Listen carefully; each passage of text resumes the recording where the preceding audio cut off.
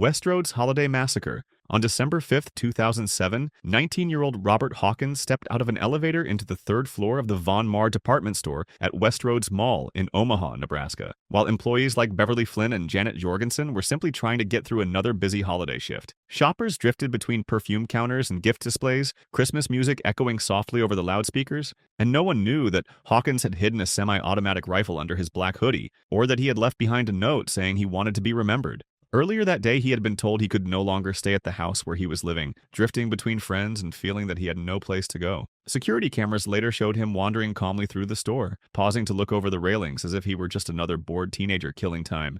Staff at the customer service desk kept wrapping presents and folding clothes, unaware that the young man walking toward them was counting out his last minutes of freedom. When the first shots exploded across the third floor, most people thought something heavy had crashed to the ground. Then more cracks followed in quick succession, and mannequins and glass displays shattered as Hawkins fired into the open atrium. Shoppers on the lower levels watched people collapsing above them and realized that the flashes came from the teenager on the balcony. He moved methodically through the department store, killing 8 people and wounding others in only a few minutes, before turning the rifle on himself, leaving a silent, blood-stained mall that felt nothing like the safe suburban refuge it had been moments before. Escalator Gap in Auburn. On March 11, 2011, 4-year-old Mark DeBona rode an escalator inside the Sears store at the Auburn Mall in Massachusetts, holding onto the moving handrail the way every child is told to do. His parents, Eric and Laura, had brought him to the mall for a simple shopping trip, thinking more about sale signs and weekend plans than about safety hazards in the building itself. Around them, the scene was completely ordinary, with shoppers carrying clothes, pushing strollers, and glancing at their phones as they moved between floors. As the escalator began to climb, Mark leaned his small body toward the clear plexiglass barrier that ran alongside the steps,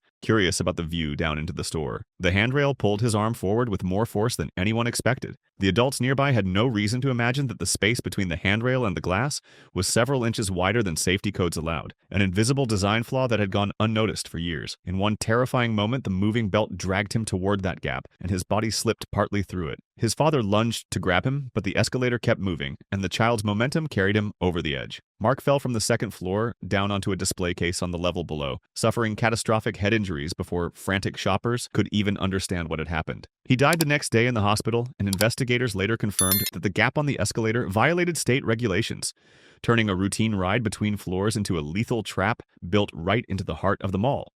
The Trolley Square Rampage. On February 12, 2007, 18-year-old Suleiman Talovich parked his car on an upper level of the Trolley Square Mall garage in Salt Lake City, Utah, carrying a pump-action shotgun, a revolver, and a backpack filled with ammunition. Down inside the converted streetcar complex, families browsed in small boutiques, and couples sat in restaurants under strings of decorative lights. Talovich had grown up visiting that same mall, and on this winter evening he moved through the parking garage like someone who knew every entrance and corner. Near one of the stairwells he encountered 52-year-old Jeff Walker and his 16-year-old son, AJ, who were heading to their car with a bag of sandwiches and plans for a quiet night at home. The meeting lasted only seconds, just long enough for the young man in the trench coat to raise his shotgun. The blast that killed Jeff and badly wounded his son was only the beginning. Talovich walked into the mall and began firing into shops and open walkways, striking people who had been standing in line or chatting over dinner moments earlier. Panicked shoppers dove behind counters and overturned tables as the sound of the shotgun echoed through the brick halls. An off-duty police officer inside one of the stores grabbed his own weapon and, together with responding officers, engaged the gunman in a fierce firefight near a card shop, finally killing him and ending the rampage. By the time it was over, 6 bystanders were dead and several others were wounded, and a beloved local hangout had become a crime scene marked forever by the memory of that random, unstoppable violence. The Zumi Mall shooting. On January 25, 2014, 19-year-old Darian Marcus Aguilar took a backpack and a shotgun into the mall in Columbia in Maryland, walking past glass storefronts and indoor planters like any other weekend shopper. Inside the Zumiez skate shop on the upper level, 21-year-old Brianna Benlolo and 25-year-old Tyler Johnson were setting up displays and talking with customers.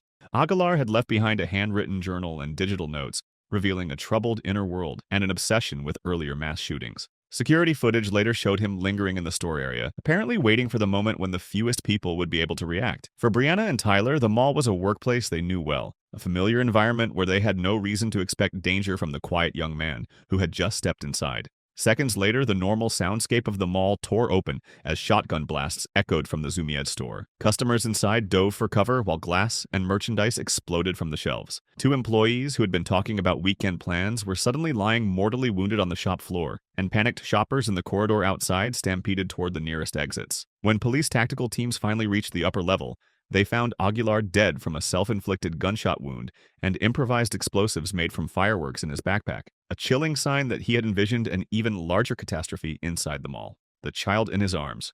On July 25, 2021, 2-year-old Giovanni de la Cruz Perez stood in his father's arms at the top of an escalator in the town center at Aurora in Colorado, watching the moving steps appear and disappear beneath them. Below, the open central court of the mall buzzed with weekend traffic, with children tugging at shopping bags and teenagers streaming in and out of chain stores. Witnesses later told investigators that the boy had been excited and curious, shifting his weight in his father's embrace as they waited to step onto the moving stairs. At one point, he leaned forward toward the open space above the lower level, the kind of restless movement parents correct dozens of times a day. His father tried to adjust his grip, but in the split second between one heartbeat and the next, the toddler slipped from his arms. Shoppers on the first floor heard a sickening impact as the child fell from the upper level to the tile below. Mall security and bystanders rushed to perform first aid, while emergency services raced to the scene, clearing space around the unconscious boy as sirens approached outside the glass doors. Giovanni was transported to the hospital with life-threatening injuries, and despite doctors' efforts, he died early the next morning. Police later described the death as a tragic accident with no crime to investigate, a reminder that even an ordinary escalator and a brief moment of distraction can turn a family outing into an irreparable loss. The Allen Outlet Massacre.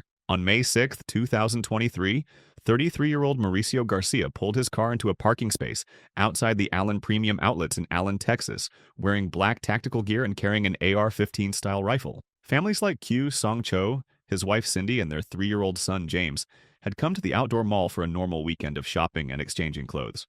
Garcia had spent weeks steeped in violent extremist propaganda and hateful online forums, posting symbols of neo-Nazi ideology and fantasizing about mass murder. When he stepped out of his silver sedan at around 3:30 in the afternoon, dashcam and security videos captured him walking toward the storefronts with the rifle already raised.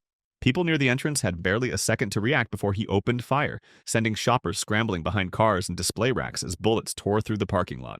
Within minutes, 8 people lay dead, including both Cho parents and their young son, while their 6-year-old boy survived by being shielded by his mother's body. Other victims included schoolchildren, an engineer, and a security guard who had been doing his job moments before.